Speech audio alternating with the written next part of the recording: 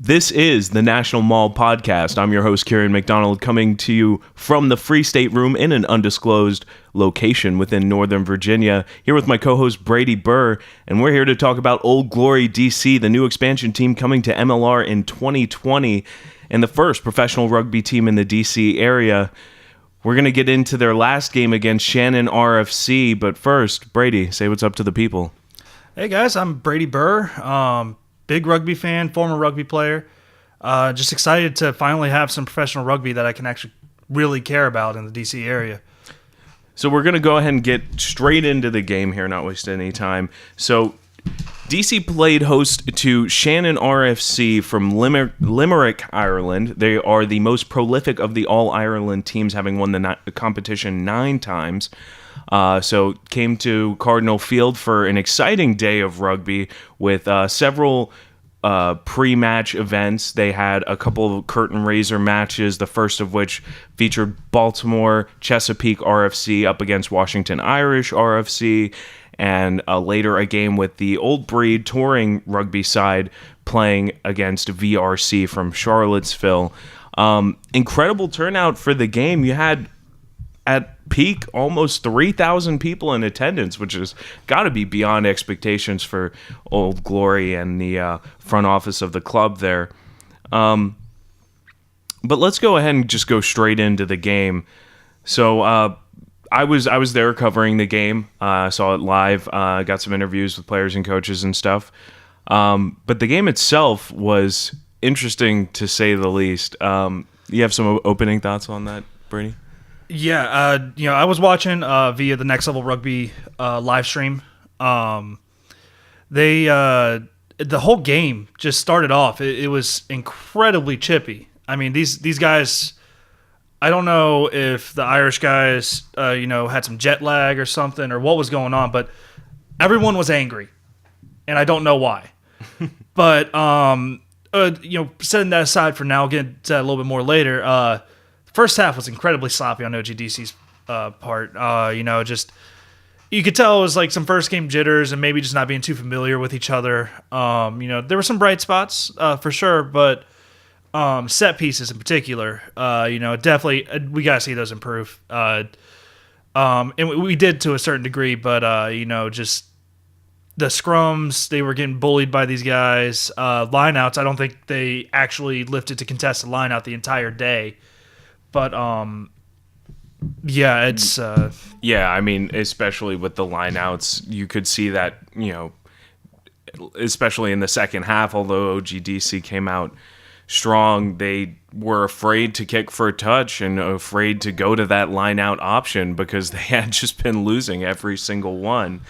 It was, it was tough. But that's what you get when you have a new team, and especially a new pack of forwards that aren't used to playing together. I mean, the forward unit is just that, a unit. It's guys playing together, understanding how each other plays, what the next guy is going to do in a certain situation and reacting to that.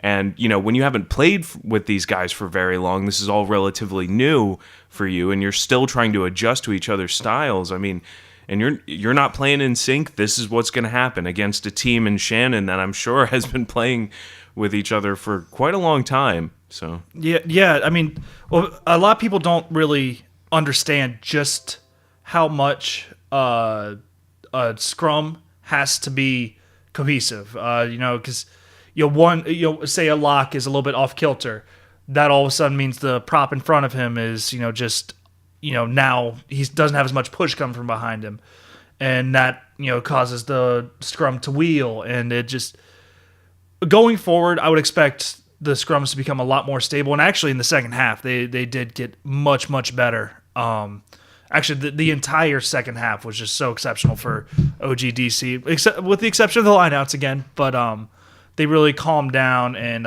kind of showed their talent level, I think, to a certain degree. You got any more thoughts on that?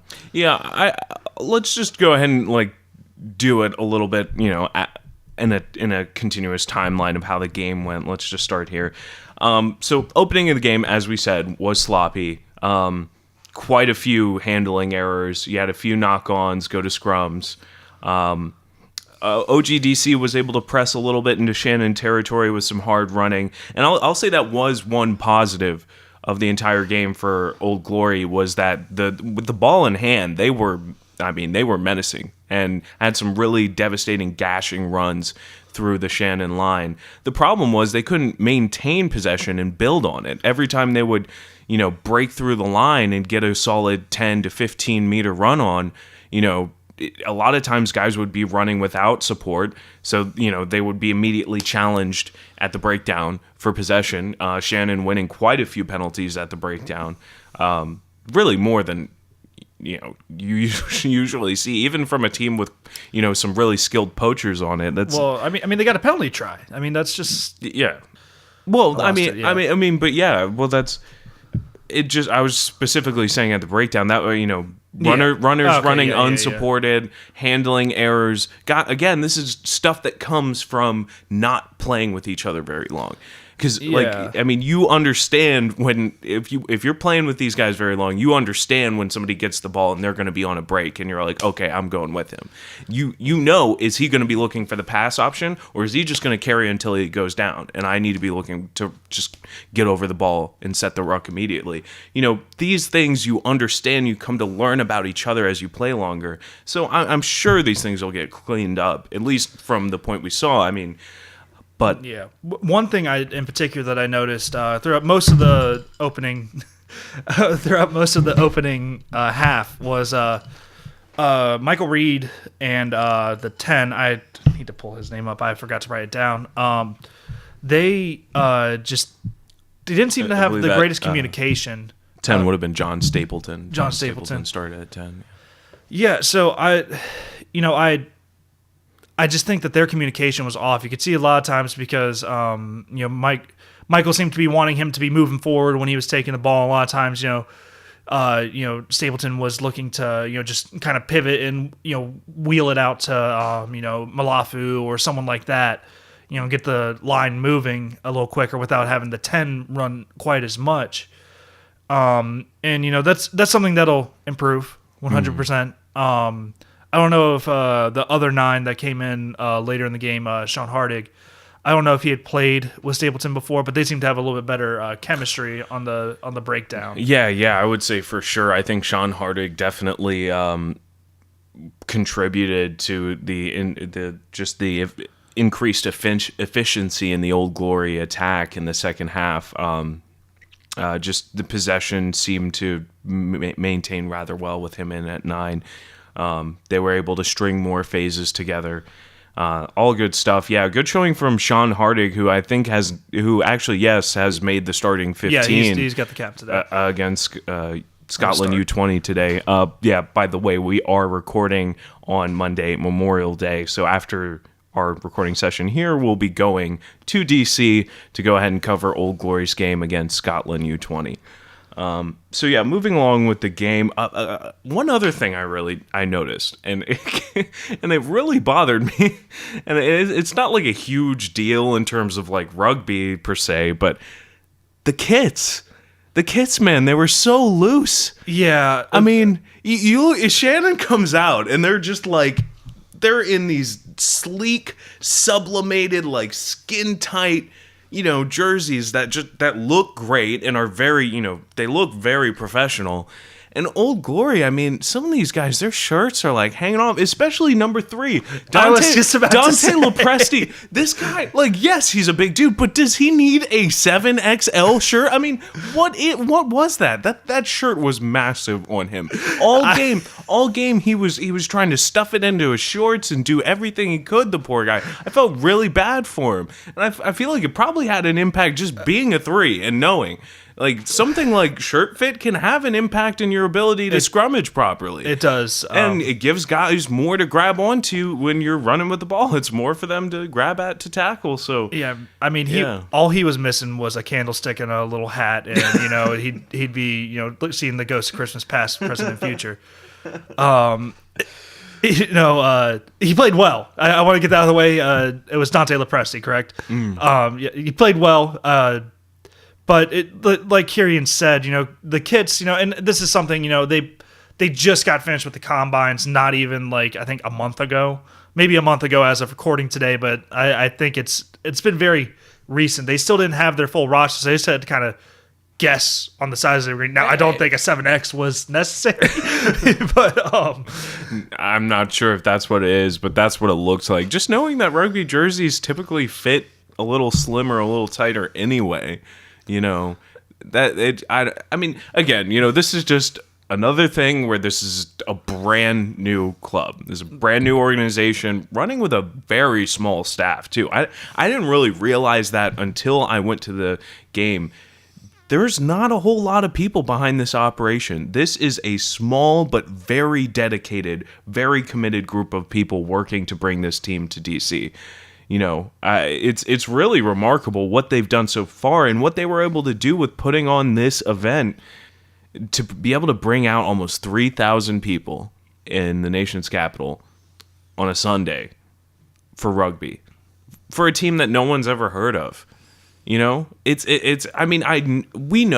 having played rugby around here, that there's a very, large, dedicated community, but I will say in the months leading up to this, I mean, I'm thinking back almost a year ago now. I remember going to, I went to, I believe it was Wales and South Africa, played a rugby game last year in DC at RFK. And, and I went, it actually happened at a couple other games too, but they had people out there handing out business cards. They've been promoting the hell out of this thing for a long time now, and it's paid off in a big way. But we should probably get back to the game. Yeah. We'll keep getting sidetracked. So keep going in. So, looking at my notes here, a lot of it's just Shannon try. They scored in the 9th, 16th, and 20th minute. First two times, driving Maul. I mean, OGDC had just no defense for it.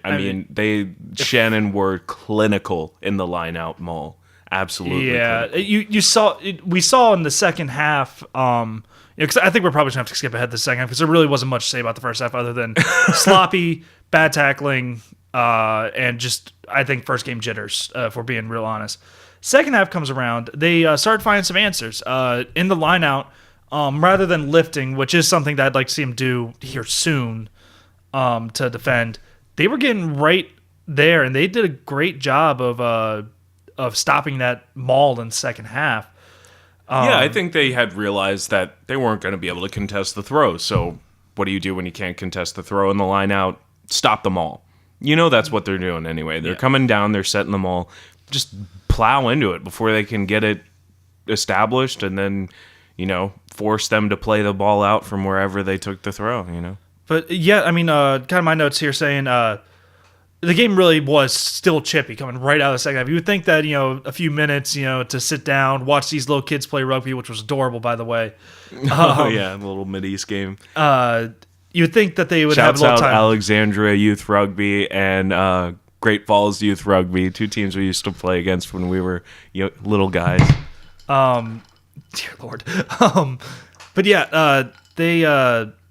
They just came out and it was immediately chippy again. I think I saw Michael Reed kind of get dumped on his head at one point into the gate. He's really got a bad history of that happening too. Yeah. For those of you who don't know, I don't know if we've mentioned it yet, we did used to play with Michael Reed. He's always been a chippy, crazy little guy. Not so little anymore, but he was in the thick of it, and he kind of got dropped on his head one time. He seemed to be fine, but it was kind of I don't know if you could see it really live, but from the angle I was watching, he definitely got pushed and fell right on the back of his head into a gate. Kind of moving on from that, they subbed in Hardig, and he just kind of. I don't know if he injected some life into them or if it was just more, like I said, him being familiar with the 10 more than Michael was. They started to score.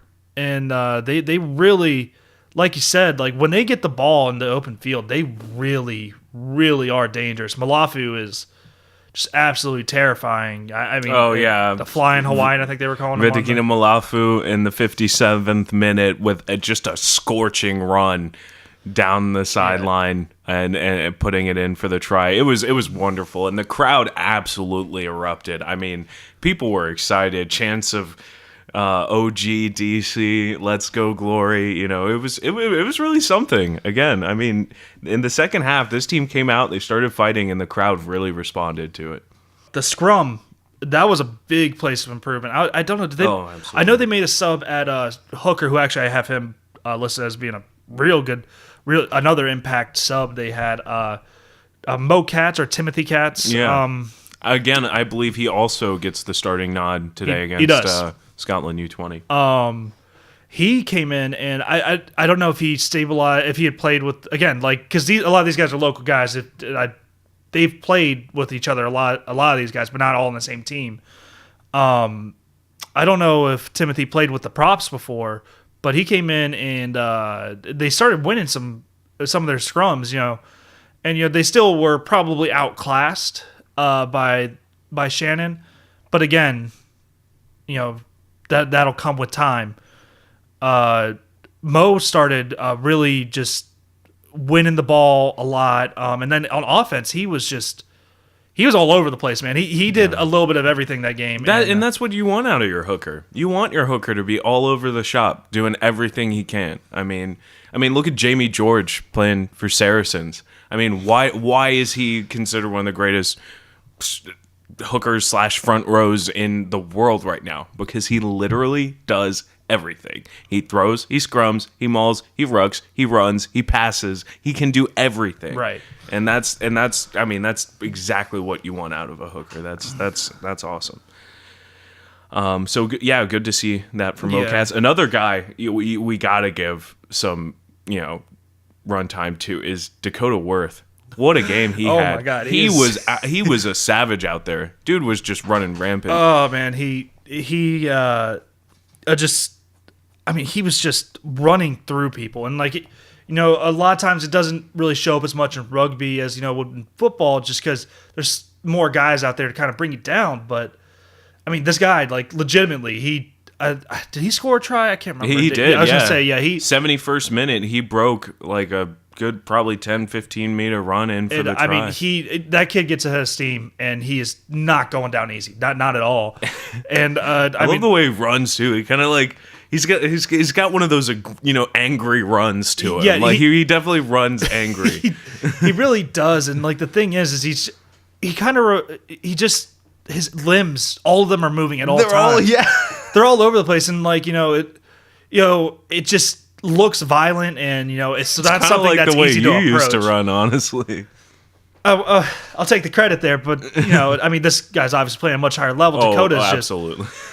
He just and then also he seemed to be their enforcer. He put in a lot of solid tackles. Yeah, a lot of solid tackles, and then with the chippiness, when things were getting a little close to erupting. There was one time, I don't know how well it was seen on like at live, but on the live stream, he came flying in out of nowhere, and after one of his players got pushed, and I don't think I've ever seen a man flinch so hard in my life as the Shannon player did in that situation. But again, OGDC had a great second half, but a problem continued to be with the set piece that ended up really keeping them from winning this game. So they brought it all the way back. I mean, it was 26-3 in the 26th minute. So they scored right before halftime, making it 26-10. And I think that was Lepresti, right? It might have been. Honestly, it was one of the front rows. I know it was, but it was so honestly that it was really loud for that try. I had at that point moved from the sideline to the stands, and it was extremely loud. I could not hear the announcer. I couldn't really see much of the action on the pitch. Again, that's one of the things we really got to talk about, man.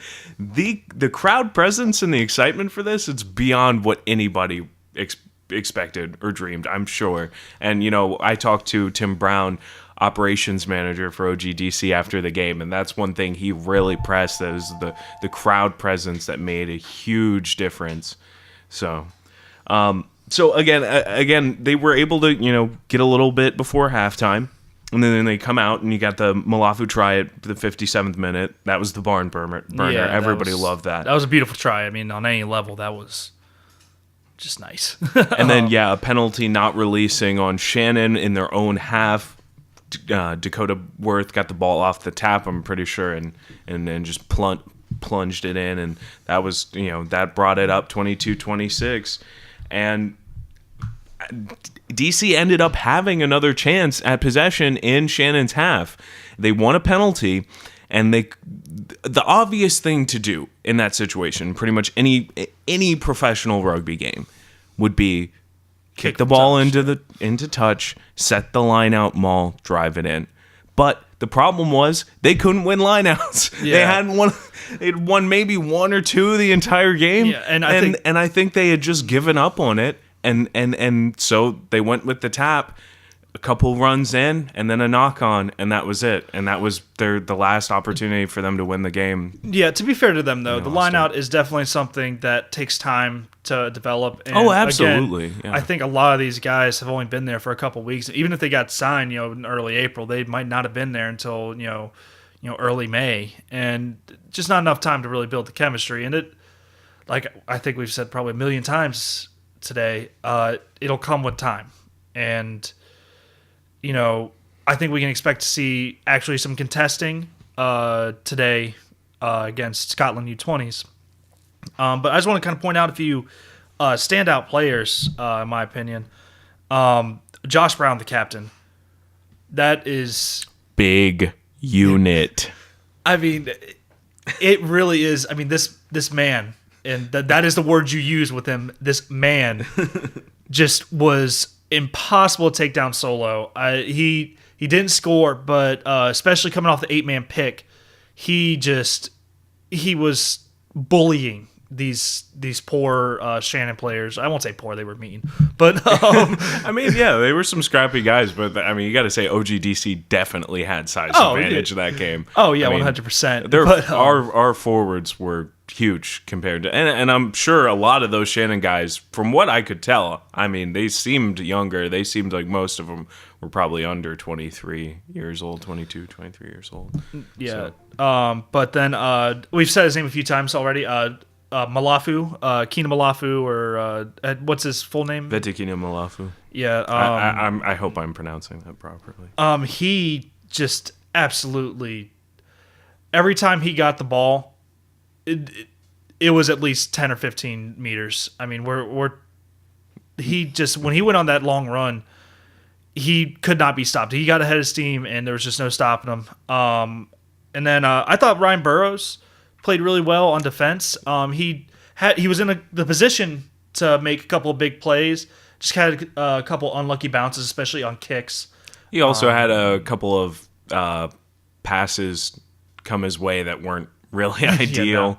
There was definitely a little issue with getting good quick ball in the back line. Getting the ball through the centers and out to the wing quickly was hard. And that's because Shannon, and that's not just because of OGDC. Shannon's defensive line speed was really good for a lot of parts of this game. I think, OGDC had a lot of big runs, but I don't think that's because Shannon wasn't getting up in defense fast enough. I think that was simply just because of the powerful nature of the ball carriers we have on this team. I mean, these guys just run hard, and they're not easy to bring down, and they had a size advantage. But that's a thing that was disruptive again for getting the ball, cycling the ball out to the wings and stuff, was that Shannon's defensive line speed was so quick, and they were so disciplined. They were not easily fooled with dummies and steps and the like in the back line. So. Yeah. I expect Scotland U20s will probably be a little more disciplined. Today. Again, we'll get into that later. I keep bringing that up. I think. Any other players you wanted to touch on? We've said his name a few times. Dakota Worth. I'll just mention him quickly again here. Watch this guy play. He's just an absolute stud. And then I'm going to kind of move into things I want to see going forward. And today, in particular, I want to see the counter ruck come into play more often. A lot of times they seemed content to just wait for the knock on, and I mean they were Shannon was having these ridiculous 7 or 8 or even 9 phases. I think I counted one time of play, and you got to counter ruck to disrupt that. Even if you're not winning the counter ruck, and keeping them to 2 or 3 phases, you're going to cause them to rush and make a mistake in the line. And it's something they didn't really do well this game. And I think that's something that can be easily corrected. Just especially with the size advantage they had, and I'm assuming they're going to have today against Scotland. I know they got some big boys, but we're still probably bigger, I think. They need to get in there and just push these guys off. You got anything you want to see? Specifically today, I just want to see more disciplined rugby. I just want to see them taking care of the ball better, less handling errors, less knock-ons. I want to see just better cohesive forward play. I mean, better play in the breakdowns, better play in the definitely see some more pods. Yeah, that's another thing. That was the one thing that troubled me the most is the amount of unsupported runs. You want to see your forwards grouping and running together. Get groups of 2 and 3 going. Don't just send missile after missile into the defensive line with nobody behind it. And I'd also like to see better ball in the backs. I'd like to see them passing around, get some patterns going, some switches, and get a little creative in the attacking play in the back line. So if I can get that, if we can get more responsible, disciplined play in the forwards and more creative play in the backs, I think that would make me happy. Yeah, and I think this is the time to really try and push their creativity. These are exhibition games. I mean, that's what I'm saying. At the end of the day, these don't matter. Don't get me wrong. I want to see them win. I want to see them succeed. But if you want to try some ridiculous double switch with a loop and some sort of combination like that, this is time to do it. If you can make it work. I know you don't want to show your hand too early to the other MLR teams, but at the end of the day, these games don't matter. You need to practice those plays in live action situations. You can't just go into these games after just practicing them and expect to do it perfectly. That's just silly, and you might be able to do live tackling, but it's not the same thing as the game pressure and everything. Absolutely. So we're going to get into the Scotland U20 game. Later on, we're going to take a quick break and give you a word from our sponsors. This is the National Maul Podcast. The National Maul Podcast is sponsored by Hunan Cafe, providing quality Asian food to the Northern Virginia area. Check out locations in Falls Church, Alexandria, and our favorite, Warrenton. HunanCafeWarrenton.com. All right, so I'm Kerian McDonald here with National Maul Podcast. I'm here with Nick Cool, the vice captain of Old Glory DC, after their first ever game against Shannon RFC here in the Irish Ambassadors Perpetual Trophy at Cardinal Stadium in DC. Nick, how are you feeling after that game? Obviously, there's some disappointment. We started off a little slow in the first half. They got up 26-0 on us, and it was the first time playing together, and I think that was the trickiest part, feeling each other out and just knowing what kind of pace we wanted to play. Second half, definitely feel a lot better about what we have going on. I think as we go forward, it's going to.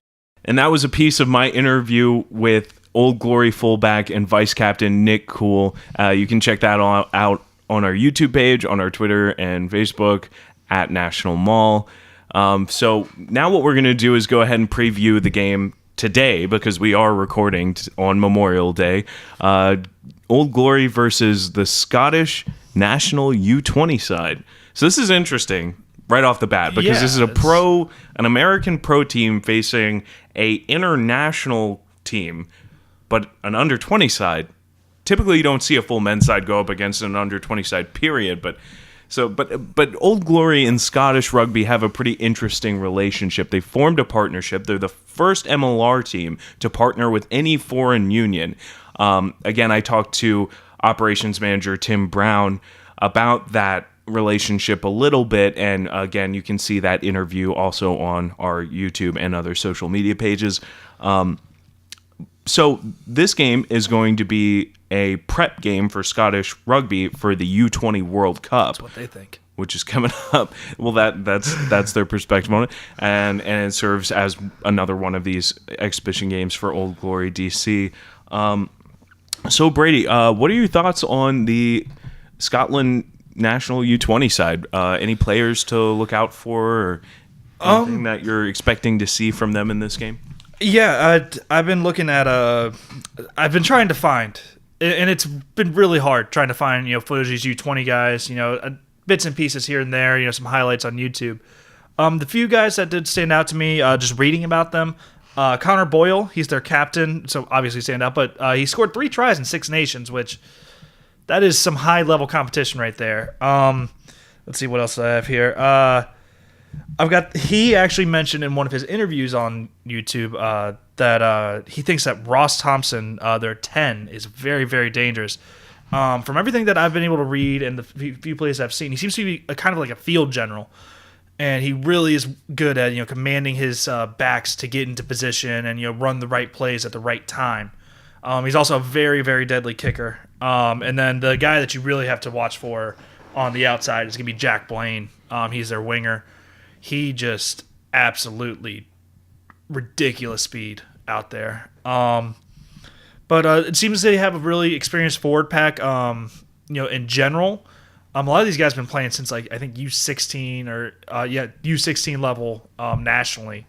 So these guys have been playing together for a good long while. So I'd expect them to be very cohesive. Just play really, really tight, solid rugby. You got any thoughts on them? Yeah, specifically one of the guys you mentioned, the 10, Ross Thompson. I've done a little look at him since hearing their captain mention him in the interview. So Ross Thompson currently studies at Glasgow University and is part of the Glasgow Warriors setup. So he plays there for Glasgow Hawks, which are an amateur side. I guess it would be like the lower division affiliate for Glasgow Warriors, who just lost in the Pro 14 final to Leinster. Okay, sorry. But yeah, I mean, he's got, for one, he's got great genes. I mean, his grandfather played cricket for Scotland, and his uncle played rugby league for Scotland. So he's already got that. Rugby. Yeah, he's already got that athlete, lineage. But yeah, I mean, he was named in the Scotland U20 side for the World Rugby U20 Championship in France in 2018. He played in 6 nations last year and this year, and he's going to be playing in the U20 World Cup. He's got 15 caps for the U20 squad, 44 points off a try and 13 conversions and 5 penalty goals. Seems like he's a pretty effective kicker.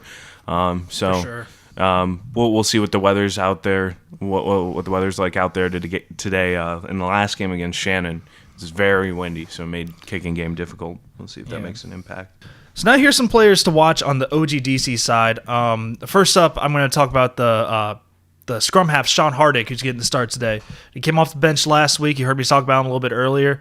I think he's got a really, really nice command of the back line and really uses his forwards in an effective way. I expect him to make a big impact early. Another guy that I think is really, really going to make a huge impact is Mo Katz.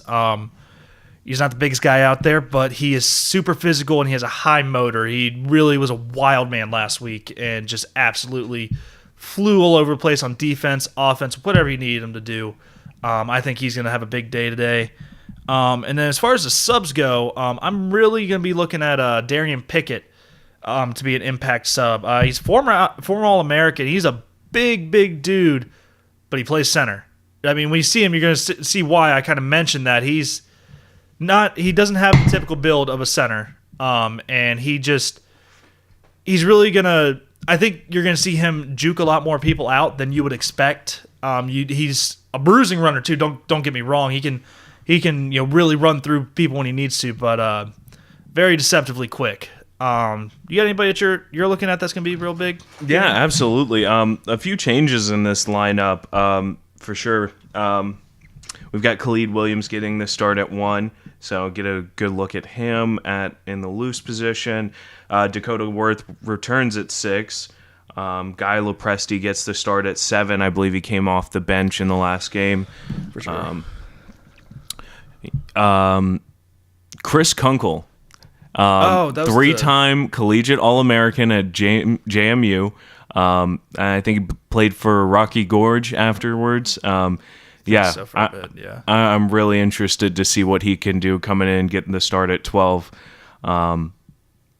And John Sage and Nick Cool returning at 14 and 15. But in the subs is where we have our most interesting professional rugby debut. Oh, yeah, that's Number right. 20, Ryan Smith, former tight end for the Green Bay Packers of the National Football League, will get his first professional rugby debut here today against Scotland U20. So we'll see what he looks like out on the field playing rugby. I mean, he played rugby before, so we'll see if he's got the chops for the next level. He played in the NFL, so the dude's a good athlete. Yeah, the athleticism is not in question, that's for sure. I think the only thing you're going to really be worried about with him is just a little bit of rust, maybe. But there's only one way to shake off that rust, and that's play some rugby. But yeah, I think today the game's probably gonna be.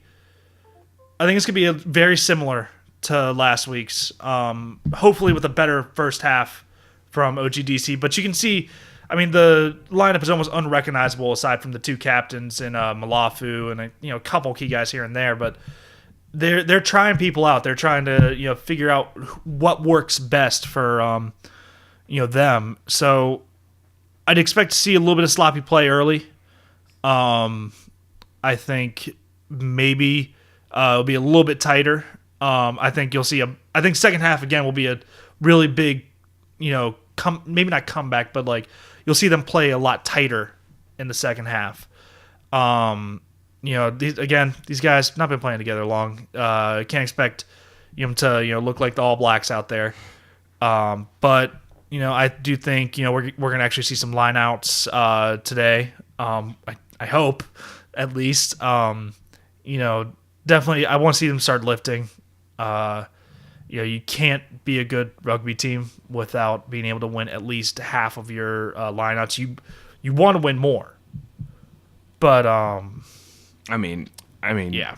Ideally, you want above 90%, win rate in set pieces where you have the put in, whether it's your throw or your put in at the scrum. You should be winning above 90% of those. Yeah.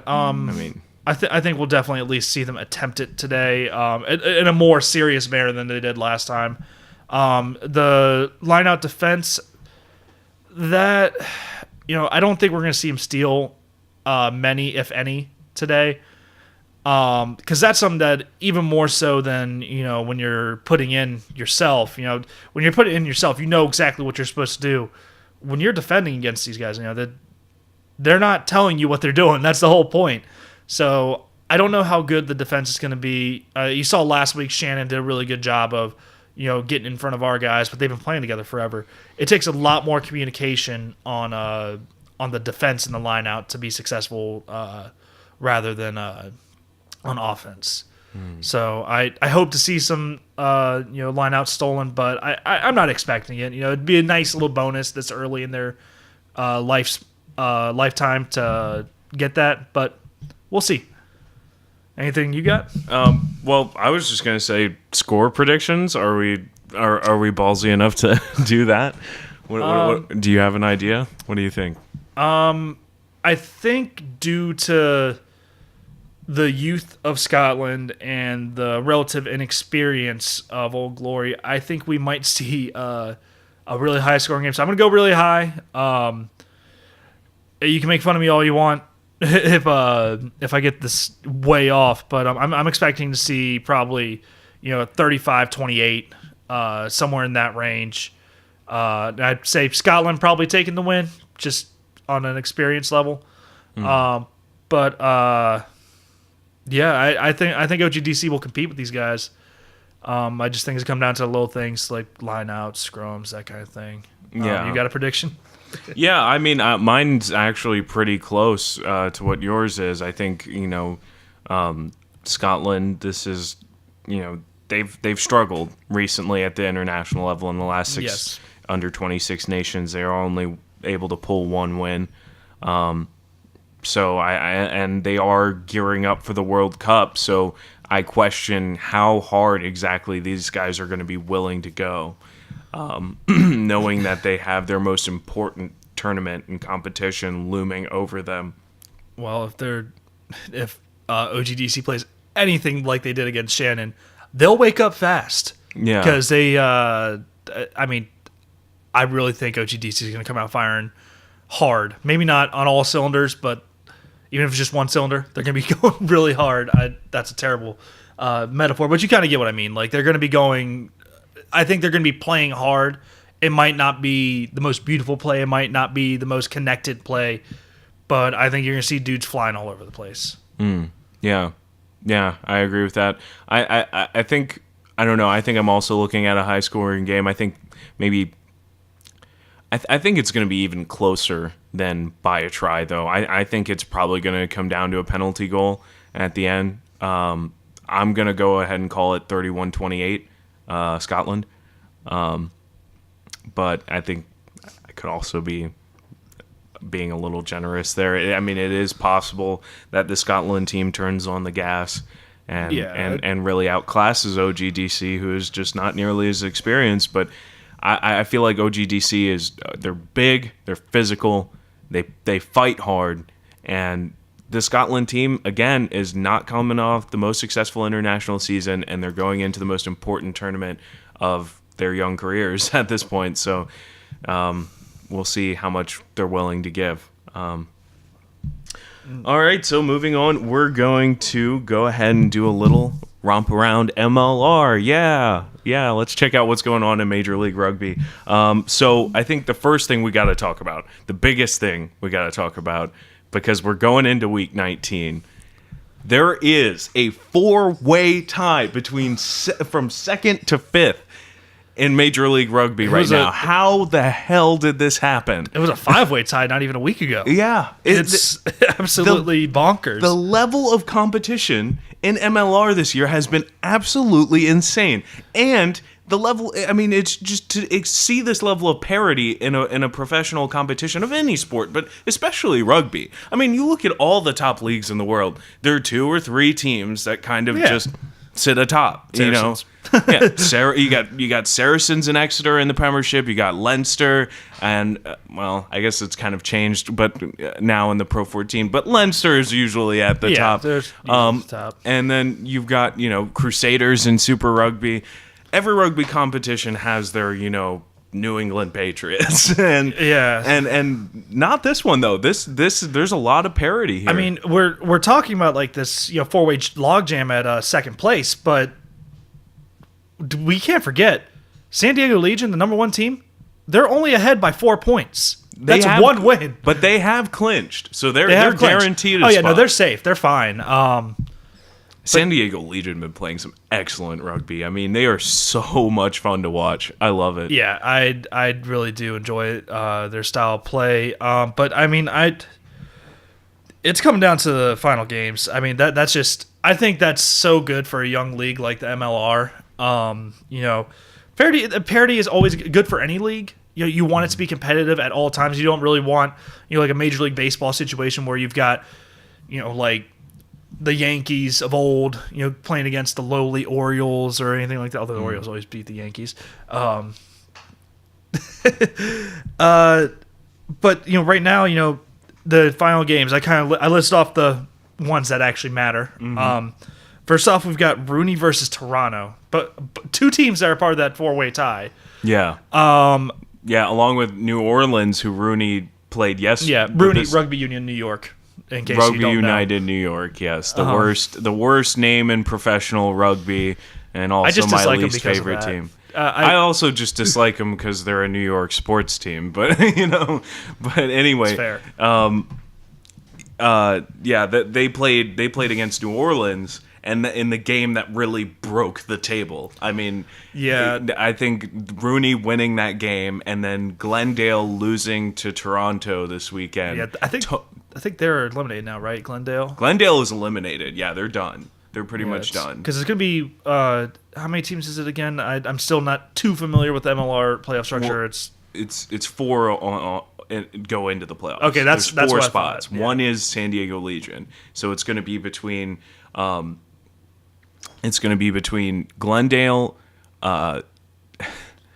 It's Glendale, New Orleans, New York, and Toronto are all vying for those other 3 spots. I thought Seattle. Did you say Seattle?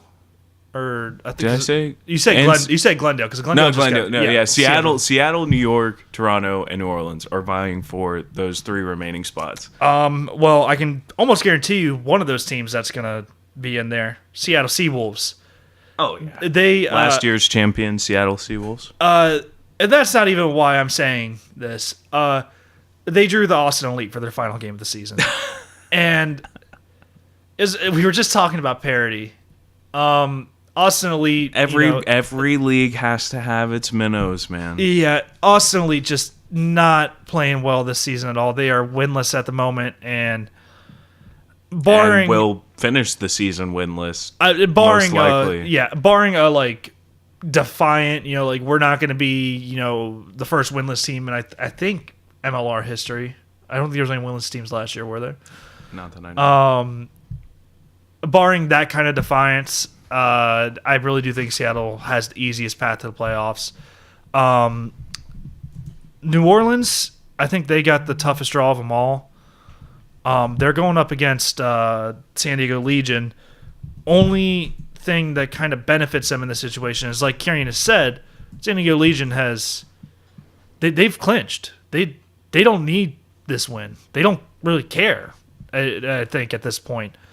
Yeah, I mean, it is very possible that San Diego might rest some of their top players going into this game. So I do think it really just comes down to this Rooney versus Toronto Arrows game for like that last. It's going to be a cracker. It's going to come down to it. However, with their play as of late, and with the addition of, I am going to butcher this name. I apologize, sir. Please don't hurt me. Bastarode,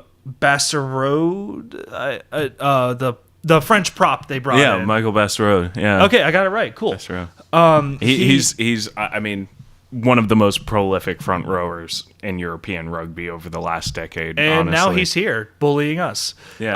But I mean, this is great for the league. It is. This is exactly what Major League Rugby needs. Getting guys like Ben Foden to come over and play in New York and Bastarode to come over and play. This is exactly what this league needs. It's what's elevating Major League Soccer right now. Yeah, I was going to say. Is these DPs, these designated players, these guys kind of towards the end of their careers, but still international superstars, coming over, playing in our league, and getting those television ratings up. And, that's what's going to increase the television ratings for Major League Rugby, not only just how good this competition is in terms of parity. I mean, people are going to watch every weekend on CBS Sports because they want to see who wins this damn thing. But also, when we start getting those international names that people might know, because there might be a lot of more casual rugby fans who only watch like Six Nations, so they know the guys who play for those countries, and maybe they'll watch the World Cup every 4 years. And if they know those names, and those names start coming over to the U.S., it's going to help us just the same way it would help Major League Soccer. Yeah. It is helping them now. I think the biggest obstacle you're going to see with that is just there's not a whole lot of recognizable names if you never played rugby or watched a game in your life. And I guess you could say that for anything, but it's really just, I mean, you think Jonah Lomu, that's like the only name that I could really think that is, universally known to even non-rugby players, Yeah. I mean, universal taken lightly again, because there are a lot of people in America anyway that don't know anything about rugby, period. But yeah, and I think what you're going to need to really see that growth is I think you're going to see some of these 7 superstars cross over to the 15 side and play in this relatively new league in MLR. Because I can't can't imagine, like how big of an addition like a guy like Perry Baker or Carlin Isles would be, for one of these fledgling clubs. Although the transition from 7s to 15s and vice versa is not as simple as people might think. They're very different games at this point. That's very true. Skills are very. That's very true, but you still stick them in the back line. They might not be the best on rucking and everything, but those are the guys that are gonna make those explosive long runs that people love to see. Why do people watch football? Do they watch it to watch Joe Thomas pancake people? No, they want the runs and the long bombs and everything. But I think personally, like, instead of pulling from 7s, I think the better place to go is round up all these guys who aren't making it into the NFL and convert them into rugby players, especially those guys who all got screwed over by the AAF. A lot of those guys were 100%. completely left out to dry. MLR can scoop up those guys. But the problem is, you have to pay them enough to where they're willing to actually come and do this. Because $15,000 a year, which is what a lot of guys are getting, around that amount of money. You can make more money working at Sheetz or Subway, GameStop. yeah, like pretty much anywhere than doing that. Why are guys going to give up time from their families and real careers they may have to go do this? If it's not lucrative enough, if it's not worth it, if they're not being duly compensated. And until more money gets into this league, we're not going to be able to draw more players like that. Yeah, I do think you're gonna. I do think the pay is gonna go up very soon. I don't see them making $15,000 a year, too much longer. But at the end of the day, okay, I lost that. 100% just went right off the rails there. It's okay. It's okay. We should probably move on anyway. Yeah. All right. So last thing, gonna go into the tight 5. 5 things we like in rugby. You want to go first? Yeah, sure. So first thing, a lot of you who would be listening to this that might, watch a fair amount of rugby, you probably already heard this, but USA Rugby Sevens, first team to clinch for the Olympics in 2020 already. Yeah. So that's qualified, baby. USA, let's go. Oh yeah, no, it's awesome. This is just insane for USA Rugby. I think that actually will help out a lot. To kind of just kind of bouncing back to what we were just talking about, but success in the Olympics, people will be like, oh, this game's kind of cool. Oh yeah. Do they have a pro league here? And then they're like, oh yeah, they do. I think that is going to be a huge thing for just all rugby in America. But seriously, congratulations to those guys. They've worked so hard. They absolutely deserve it. The amount of fight and just the amount of spirit in this team is incredible. They're being nicknamed the Golden Eagles. And Danny Barrett. What a monster of a man. Danny Barrett, Carlin Isles, Perry Baker, Steve Thomason. They're just Madison Hughes. There's just too many great players to mention. Like, every guy on that squad has been giving it everything he's got. And they've all been absolutely fantastic, fighting the tier 1 nations, the home nations. Man, the only team that's really kind of had their number is Fiji. And Fiji Sevens is in their blood. Yeah, we did unfortunately just fall out of the number 1 spot to Fiji, but we still control our own destiny next tournament at the Paris 7. So I'm really looking forward to that. Absolutely, and if Fiji wins it, congratulations to them as well. That would be well deserved. Fiji is just again, rugby is their whole life.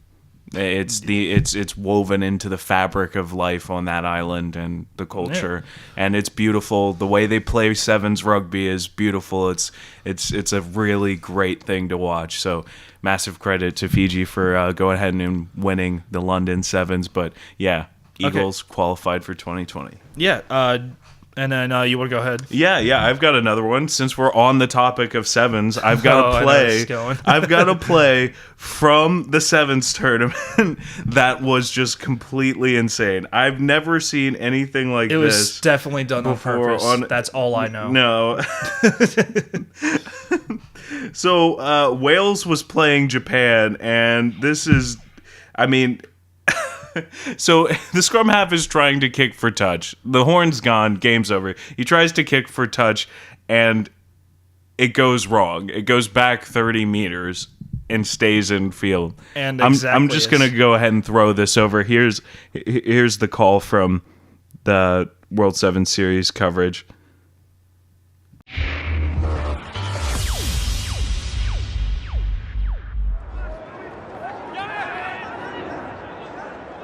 Trahan, he knows what's cracking, sort of. This,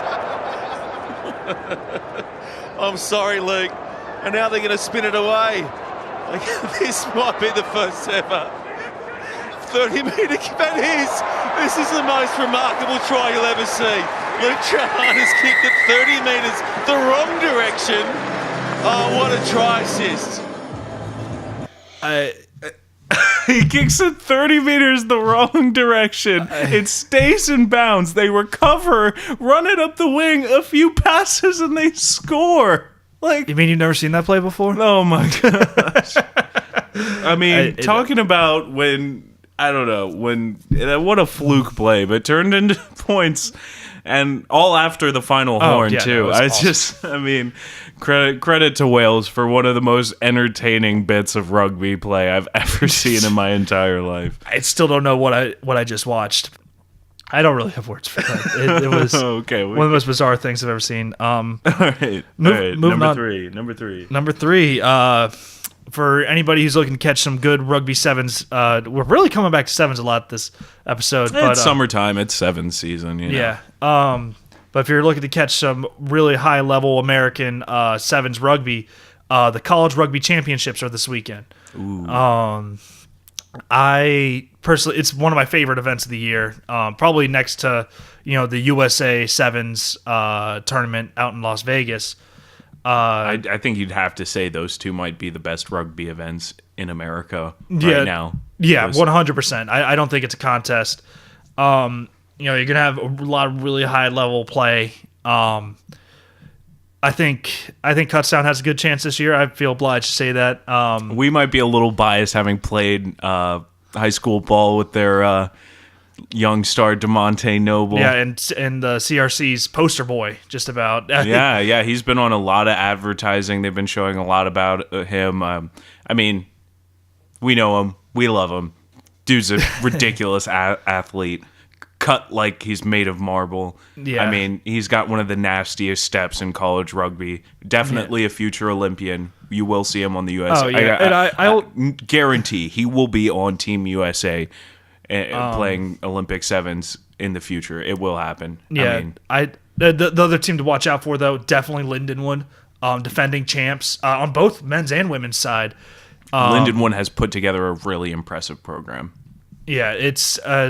I'm just glad to see it, because I was getting kind of, not that they don't play high level rugby, but I was kind of sick of seeing it be Arizona, California, Life every single year. Those were the only Those teams. Those 3 teams are still going to be in it, though, especially Cal and Life. I mean, they just played for the 5th team's national championship. Again, what is it? I was going to say, for how the many years 20th time. It's the Cal Golden Bears and Life Running Eagles in the championship. Life narrowly won that game, winning the college men's 15s national championship this year. But yeah, watch it. We need to get those ratings up. I really, it's a great event to watch. The announcers are actually very high quality. It's not something you'd expect from an American broadcast, but I just absolutely love the production value, everything of this event. And it's going to be a lot of different teams, so you're not going to get sick of, one team just running up the score on the other. All right, number 4, and the thing I wanted to bring up is World Rugby's You Can't Stop Us campaign that they're doing.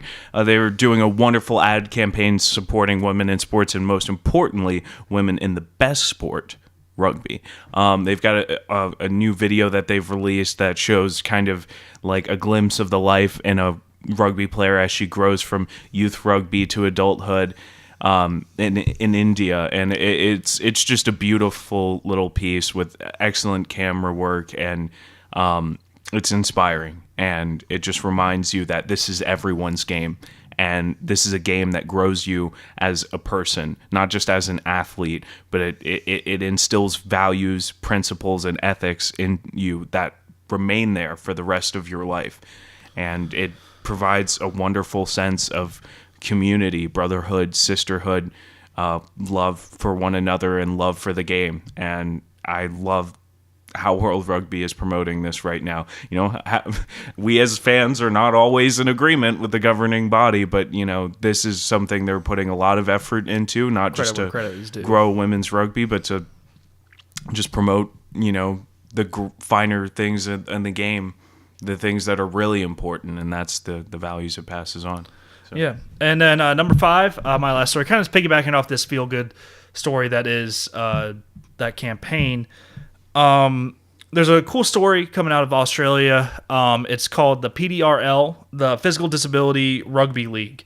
It is a rugby league. That's very confusing to say, but essentially what it is there's a lot of people who wanted to play rugby growing up who just couldn't. They might lost a leg, were born without a leg, all that kind of stuff. Well, they started a league down in Australia that is, it's full contact rugby league, and these guys are getting out there and they're playing in a highly competitive league for themselves, and it's really cool to see. We'll throw the link in the description of this podcast. It's a really cool story from abc.net Australia.